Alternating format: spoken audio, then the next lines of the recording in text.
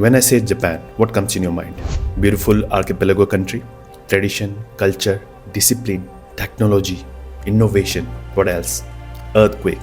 हर साल हजारों की संख्या में earthquake होता है जापान में, हजारों की संख्या में, बट ज़्यादातर वो माइनर earthquake होते हैं, मतलब रिक्टर स्केल में 5 से नीचे, और जब 7 के ऊपर जाता है तो मेजर हो जाता है, खतरनाक, तबाही लाता है।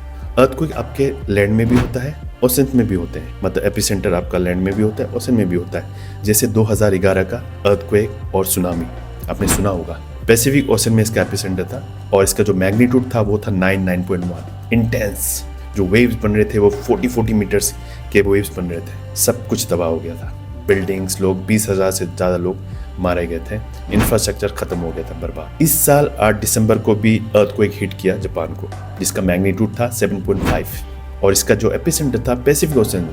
Getting me? होन्शु आइलैंड में आपका एक आओमोरी प्रीफेक्चर है, वहाँ से करीबन 80 किलोमीटर में ये एपिसेंटर पड़ता है।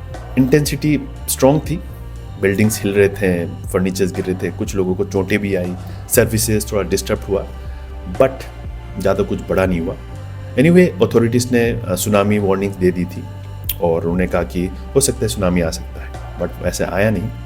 फिर 12 दिसंबर मतलब आज के दिन और एक अर्थक्वेक हिट किया, बट उसका जो इंटेंसिटी था कम था, 6.7, सेम एपिसेंटर पैसिफिक ओशन में।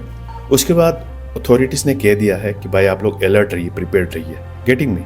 स्पेशली जो पैसिफिक ओशन के अलोंग रहते हैं, होकाइडो से चिबा के बीच में जो लोग रहते हैं, उनको बोला है प्रिपेयर्ड रहिए, क्योंकि जापान के मेट्रोलॉजिकल एजेंसी है, उन्होंने संकेत दिया कि कुछ बड़ा हो सकता है, मे भी कुछ दिनों में मेगा क्वेक आ सकता है, जिसका जो इंटेंसिटी है रिक्टर स्केल में 8 से ऊपर हो सकता है, तो आप प्रिपेयर्ड रहिए। Getting me?